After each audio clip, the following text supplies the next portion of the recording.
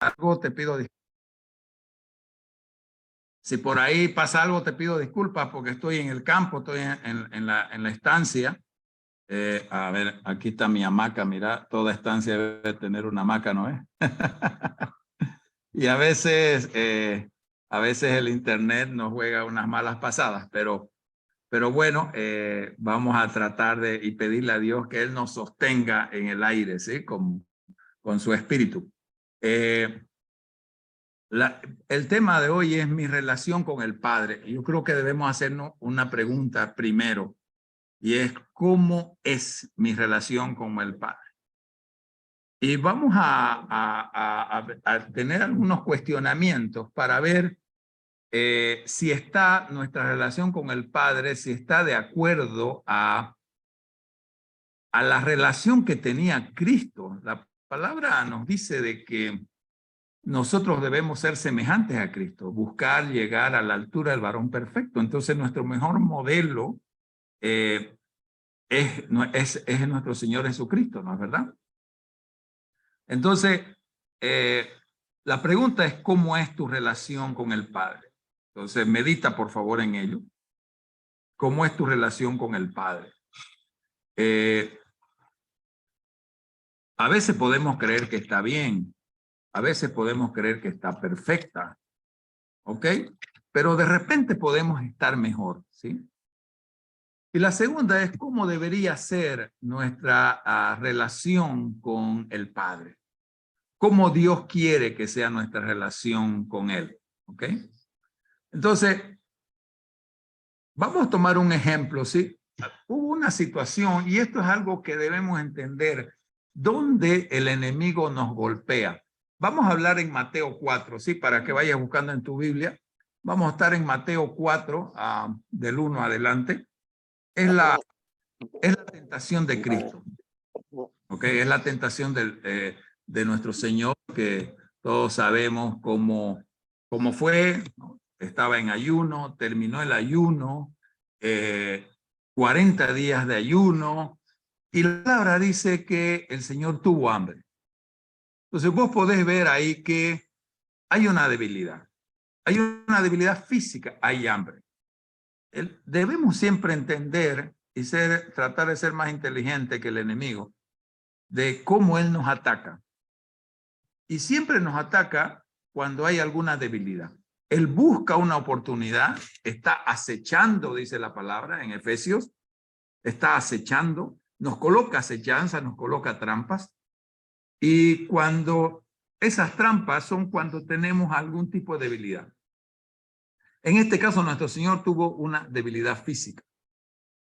Entonces, dice la palabra en Mateo capítulo 4, versículo 3, dice, y vino a él el tentador y le dijo, si eres hijo de Dios, di que estas piedras se conviertan en pan.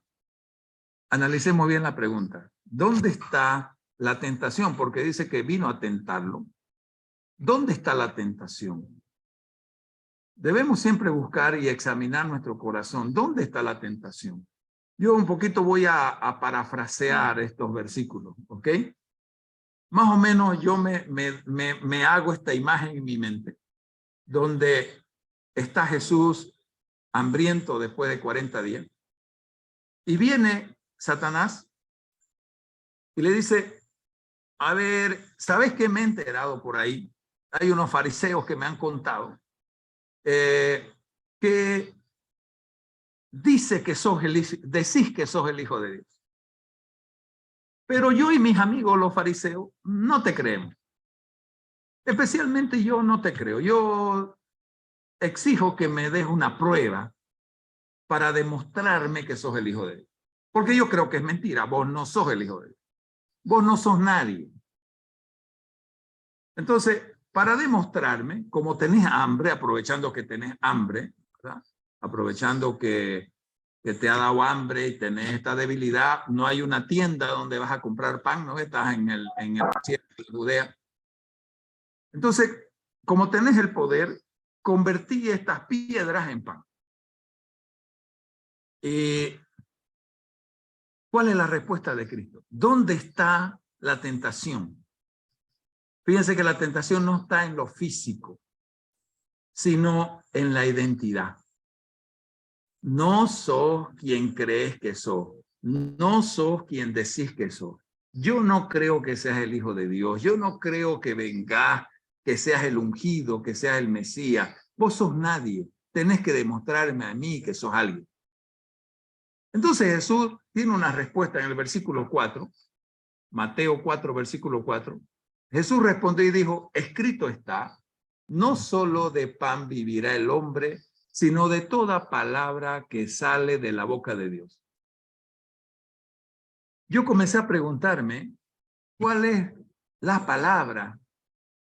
Claro, siempre he sabido que es la Biblia.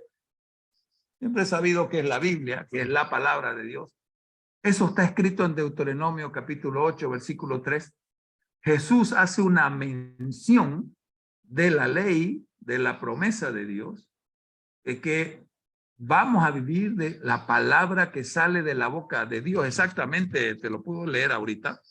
Está en Deuteronomio, capítulo 8,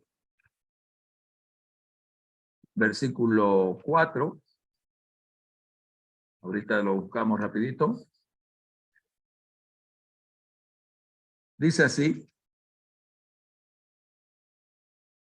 tu vestido nunca se envejeció sobre ti, ni el pie te ha hecho hinchado en estos 40 años. Capítulo 8. A ver, déjeme ver. 8:3, ¿sí? Entonces, estaba hablando de el desierto, estaba hablando que nunca sufrió de hambre, estaba hablando que nunca se rasgaron sus vestidos porque hubo vestido, hubo maná a todo el tiempo, ¿no es verdad? Entonces, estaba haciendo referencia a esas cosas el Señor. Pero el Señor, hablándole, ¿hay algo más ahí? El Señor me dijo, hay una palabra. Yo comencé a ver qué palabra para él, en lo personal, que lo afianzó en su identidad, nuestro Señor Jesucristo recibió. ¿Cuál crees vos? Yo estuve preguntándole al Señor, ¿qué palabra me afianzaría si alguien dudara de mí y me dijera que soy nadie? ¿Cuál sería el momento de mi vida en que marcó mi identidad mi Padre y llevó al bautismo de Cristo? La palabra que Jesús estaba mencionando le fue dada a él de manera muy, muy personal. A mí me gusta cómo está redactada en Mateo, está redactada en Lucas. Me gusta cómo Lucas lo describe, porque lo describe al Padre hablándole directa al Hijo de manera personal.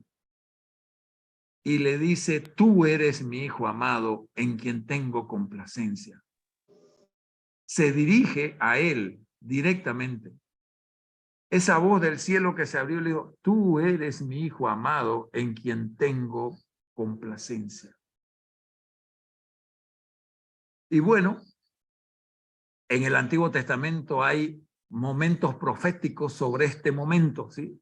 Hay versículos, pasajes proféticos sobre este momento. Por ejemplo, Salmo, capítulo 2, versículo 7, dice, yo publicaré el decreto. Jehová me ha dicho, mi hijo eres tú, yo te engendré hoy. En Isaías 42:1 dice así la palabra del Señor, he aquí mi siervo, yo le sostendré, mi escogido, en quien mi alma tiene contentamiento. Fíjate las palabras, cómo se relacionan. En quien mi alma tiene contentamiento, he puesto sobre él mi espíritu. Él traerá justicia a las naciones, dice Isaías 42:1. Jesús, que había estudiado la Biblia, había leído Isaías, había leído Salmos, sabía que estas cosas hablaban de él. Pero no solamente porque alguien se lo contó o porque lo leyó en un papiro o un pergamino, sino que llegó el momento especial en que el Padre como mirándolo a él, porque el Espíritu lo envolvió, ¿no es verdad? El Espíritu Santo lo envolvió, como abrazándolo a él, le dijo lo que había sido profetizado. Tú eres mi hijo y te amo. Y además de eso, mi alma tiene contentamiento de tu presencia. Usted sabe que hay una Biblia que es una edición que es la Biblia cronológica. Y en la Biblia cronológica te muestra de que Jesús, hasta ese momento del bautismo, Jesús no había hecho nada a lo que fue mandado. Seguramente fue un buen hijo, seguramente le ayudó a José, su padre, le ayudó a María, su madre. Seguramente fue un chico, porque hay una parte en la Biblia que cuando él está en los 12 años y se pierde y lo encuentra en el templo, dice que Jesús crecía en gracia ante los hombres y ante Dios. Entonces era un hombre correcto, que vivía correctamente, un joven, un niño primero y de ahí un joven, pero su misión de Salvador, de Mesías, no había hecho absolutamente nada en este momento del bautismo. Pero su padre le dijo que estaba feliz, gozoso de verlo, de estar con él, de su presencia. Eso se llama bendición paternal. Jesús recibió del Padre su identidad. Sos mi hijo, sos el ungido de Dios, sos mi siervo, yo te voy a sostener siempre, sos mi escogido, te amo y tienes una misión. Entonces eso generó algo que nosotros debemos cultivar, y muchas veces por nuestra relación paternal, por el desconocimiento de nuestros padres, o nosotros mismos que tenemos hijos, no hacemos lo correcto con nuestros padres, con nuestros hijos, perdón, y no les generamos esa confianza. Esa confianza al punto que sigue la tentación y el diablo, estoy en el versículo 6 de Mateo 4, entonces el diablo lo llevó a la santa ciudad y le puso sobre el pináculo del templo y le volvió a decir, no creo que sos el Hijo de Dios. Yo no te creo, vos sos un mentiroso, vos sos un falso profeta, sos un falso Mesías, no sos nadie, probámelo, porque yo sé, le dijo el diablo, porque el diablo conoce la palabra, ¿no es? Yo sé que escrito está que a sus ángeles mandará acerca de ti y en sus manos te sostendrá para que no tropiece con tu pie en piedra. Eso está escrito en Salmos 91, versículo 11 y 12. Entonces el diablo trae la palabra y la tergiversa y la pone en otro contexto y le dice, yo sé que dice eso, pero no creo que sea para vos. Entonces la respuesta de Jesús es una confianza total en lo que le dijo su padre. Jesús le dijo, escrito está también, no tentarás al Señor tu Dios. ¿Qué es tentar al Señor tu Dios? ¿Qué es tentar a Dios? Tentar a Dios es cuando ponemos en duda la palabra de Dios. Tentar a Dios es cuando nos cuestionamos si la palabra de Dios es verdad. Tentar a Dios es cuando vamos en contra de su carácter. Es cuando queremos que sucedan cosas para nuestro beneficio, por ejemplo, haciendo mal a otro. Por ejemplo, en un negocio. Señor, te pido por favor que cierre los ojos de este hombre que le voy a vender y que no vea que mi auto es un cacharro que está todo fregado y que no sirve para que yo pueda recibir el dinero. Por favor, ciérrale los ojos y los oídos que no escuche el motor. Cuando yo le estoy pidiendo esas cosas, Dios nunca me va a bendecir a mí en desmedro, en perjuicio de otra persona. Eso no es bendición. Porque Dios hace llover para todos, ¿verdad? Entonces Dios no me va a bendecir a costa de otra persona.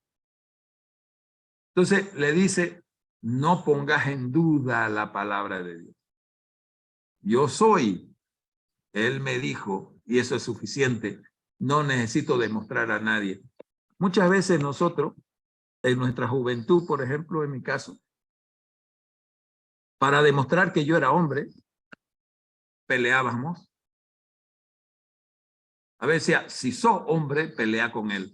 Yo me eduqué en un colegio puro hombres, puro varones, donde esto era común, ¿no? Teníamos un lugar medio escondido afuera del colegio, donde íbamos a pelear para demostrar que somos hombres.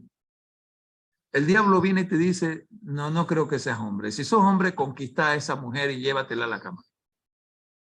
Le dice a una mujer, no, vos no sos lo suficientemente femenina porque no acarreás las miradas de los hombres. Si vos te vistieras un poco más destapada, vas a acarrear la mirada de los hombres, entonces vas a parecer mujer. Si no tenés dinero, no sos nadie. Si no perteneces a este estatus social, no sos nadie, no existís. Mira, una vez estaba yo en el auto y estaba escuchando la radio y salió una propaganda de había un lugar de baile, un boliche de baile que se estaba abriendo en mi ciudad. Y la propaganda era esta, dice, se abre tal cosa, no me acuerdo su nombre. Y es lo máximo que hay en Santa Cruz. Y hay solamente una lista de 1000 invitados. Si no estás en la lista, no existís. Ese era el marketing en la radio. Si no estás en la lista, no existís. Si no perteneces a este grupo, no existís. Si la gente no habla de vos, no existís. Si no tenés fama, no existís. Si no tenés dinero, si no tenés un título, si no tenés estas cosas, no existís. Si no tenés un estatus social, no existís. Entonces, la gente nos comienza, tenés que demostrar quién sos. Algo debe pasar para que demostres quién sos. Jesús le dice y lo rechaza ese cuestionamiento del diablo, diciéndole, no podés poner en duda. Yo nunca voy a poner en duda la palabra de mi Padre. No necesito demostrarlo. Dice, siguiendo en Mateo 4, siguiendo con la tentación, lo llevó el diablo a un monte muy alto y le mostró todos los reinos del mundo y la gloria de ellos y le dijo, todo esto te daré si postrado me adorares. La respuesta fue, escrito está, al Señor tu Dios adorarás y a Él solo servirás. Muchas veces el mundo, aún a nosotros los cristianos, nos dice, si no tenés poder, no sos nadie. Si no predicás y te ven en la televisión, no sos pastor. No sos un siervo de Dios. Si no acarreas multitudes, no acarreas a Dios. Y resulta que vos comenzás a ver multitudes o personas que acarrean multitudes.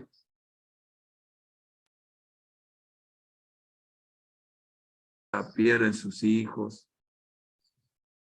Entonces el diablo nos confunde o nos quiere confundir con cosas que debemos hacer en vez de ser alguien.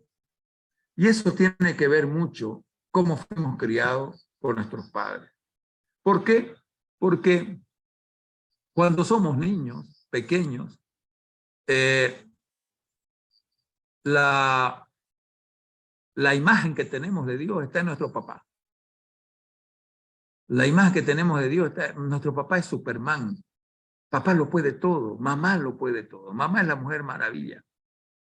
Entonces, cuando nuestros padres no cumplen esa misión de protegernos, sustentarnos física, emocional, intelectual y espiritualmente, comenzamos a desconfiar de Dios. No tenemos una confianza plena en Dios, porque quienes nos debieron mostrar ese Dios Padre, nuestro Padre natural, no lo hizo. No fue capaz de hacerlo. ¿Por qué? Seguramente porque también su padre de nuestro padre, o el padre de nuestra madre, o la madre de nuestra madre o nuestro padre, no supieron hacerlo. Y se convierte entonces en algo generacional. Nosotros debemos tener como Cristo esa seguridad de que nuestro Padre suplirá toda nuestra necesidad. Espérate, mira. Porque sí, Ahí viene muchas veces, situaciones en que a veces vienen crisis económicas, comenzamos a tener temor, comenzamos a preguntarnos, ¿qué voy a hacer ahora? ¿Quién me va a sostener, y ahí Dios no entra en nuestra ecuación de vida. Pero sin embargo, Cristo le dijo al diablo resistiéndole, escrito está, al Señor tu Dios adorarás y a él servirá. ¿Y cómo termina esta historia?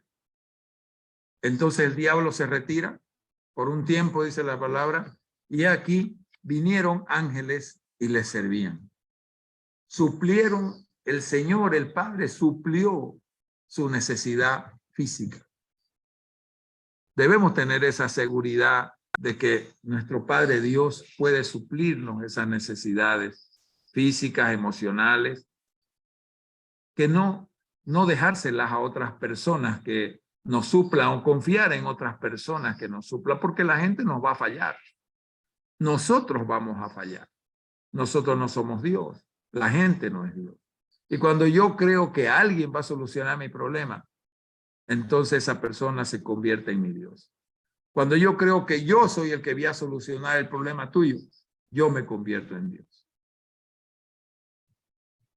Y muchas veces tenemos esta imagen, en vez de ser un Dios amoroso, un Dios que me protege, un Dios que me guía, tenemos una imagen de un Dios castigador. Es más, la cultura nos crió en un Dios castigador. La relación con un papá castigador, con un padre violento de mi pasado,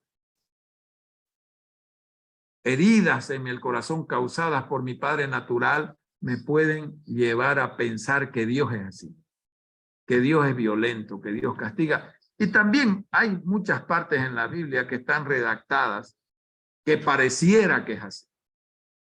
Pero debemos discernir qué es lo que significa correctamente eso. Todas estas cosas de no haber tenido la bendición paternal me generan una imagen falsa de Dios como papá. No confío que sea un padre amoroso.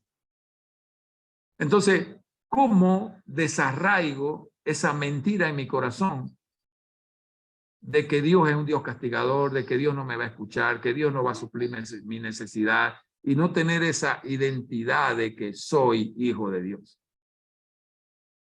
Bueno, el mismo Jesús otra vez nos muestra, y esto vamos al Evangelio de Juan, San Juan capítulo 5, verso 19. Es uno de los versículos centrales del ministerio de Family Foundation, de Fundamentos para la Familia Internacional.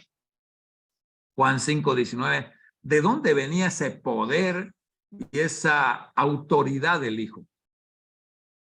Jesús respondió entonces y le dijo, de cierto os digo, no puede hacer nada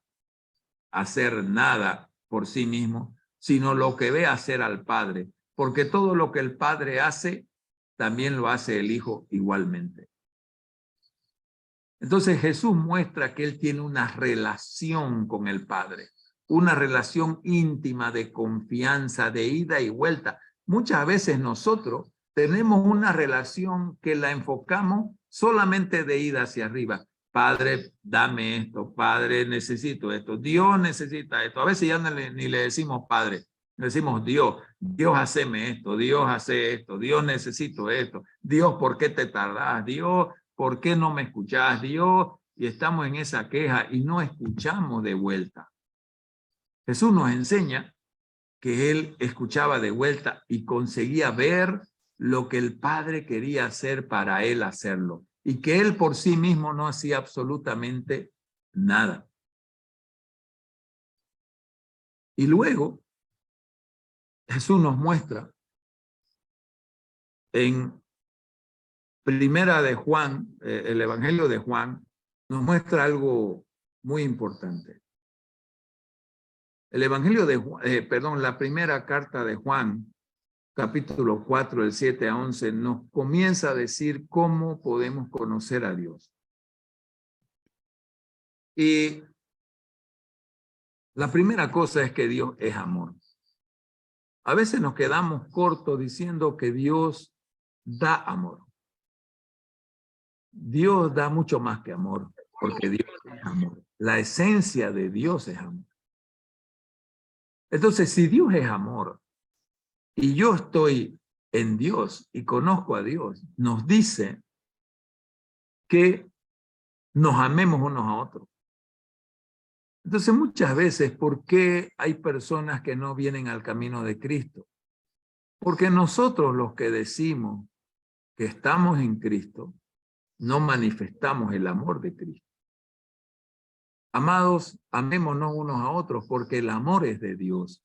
Todo aquel que ama es nacido de Dios y conoce a Dios. ¿Ama a quién? Obviamente debemos amar a Dios, pero la demostración de nuestro amor a Dios se manifiesta a través de amar al prójimo.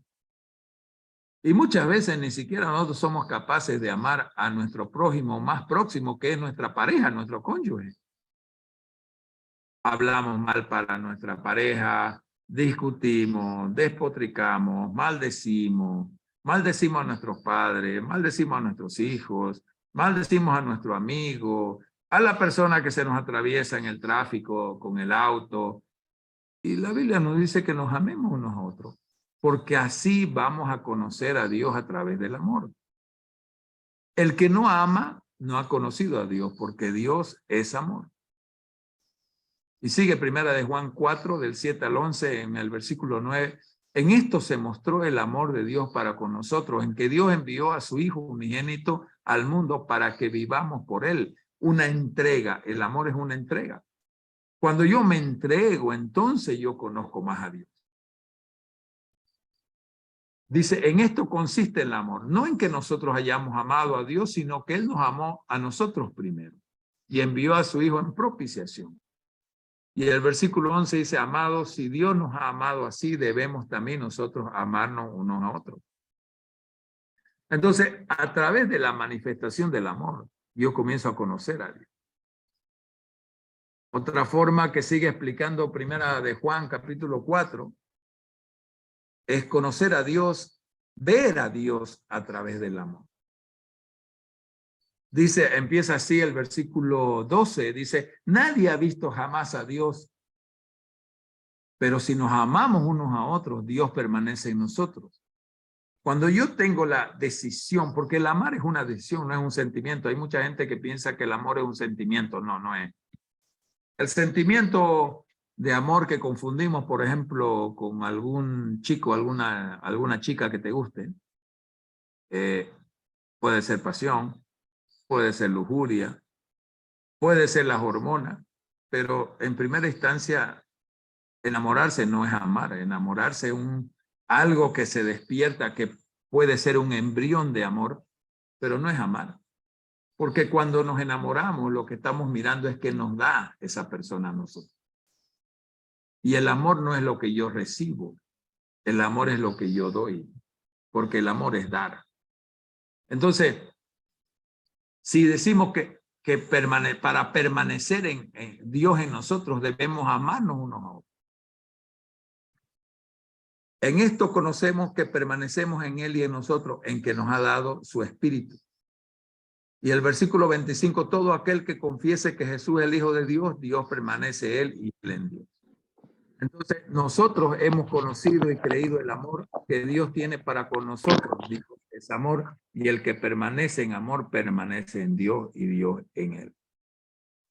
La manera de conocer a Dios, la manera de ver a Dios, es a través del amor manifestado de manera natural en el prójimo.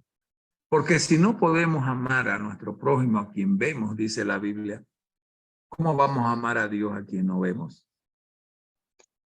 Entonces, ¿por qué no actuamos así? Uno debe preguntarse esto, y creo que en el momento de oración vos debes preguntarte y orar por esto en los grupos pequeños que vamos a hacer luego. Y es, ¿yo recibí esas palabras de mi padre? ¿Yo recibí esa bendición de papá, especialmente papá? ¿Sabe? Es más fuerte, más poderosa el tema de papá que de mamá. ¿Sabes por qué? Porque generalmente la mamá ya da bendición desde el vientre. Generalmente la mamá ya da bendición desde que te amamanta. Hay algunas excepciones, pero la madre en el vientre, en el parto, en amamantar, ya tiene algo innato. Pero, ¿qué pasa con papá? ¿Qué pasa con papá? ¿Qué ha pasado con tu papá y vos? Hay un libro que luego Elías te lo va a mostrar, Elías y Chelo te lo vamos a traer en pantalla. Hay un libro escrito por el pastor Craig Hill de Family Foundation, que los que están en Colombia lo puedes pedir a la oficina de Colombia, pero si no, si estás en otro lado, lo tienes que pedir a través, puede ser de Amazon o en la página de Family Foundation International.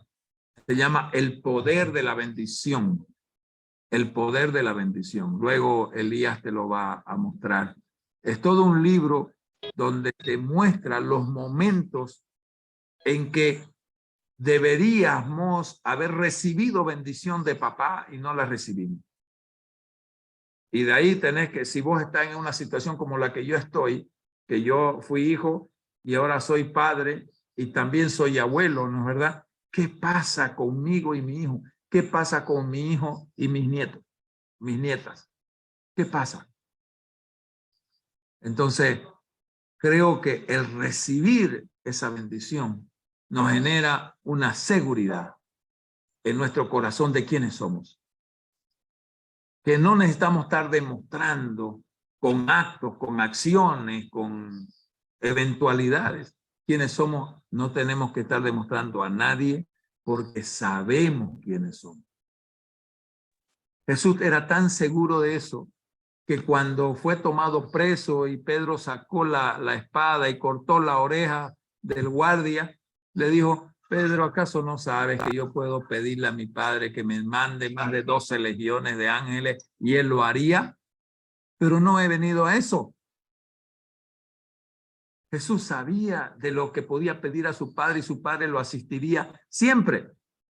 Pero también sabía cuál era su propósito de vida, su propósito de haber sido encarnado, de haber sido Emmanuel.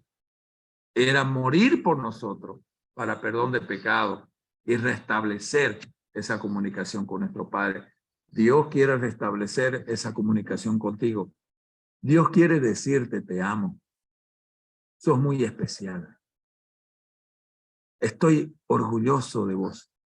No por lo que haces, no por lo que haces, simplemente porque existís.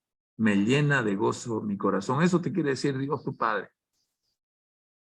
Te pido que en el grupo pequeño puedas abrir tus oídos y escuchar la oración a través de las otras personas que van a compartir la pantalla en los grupos pequeños. Y Dios va a hablar a través de esas personas.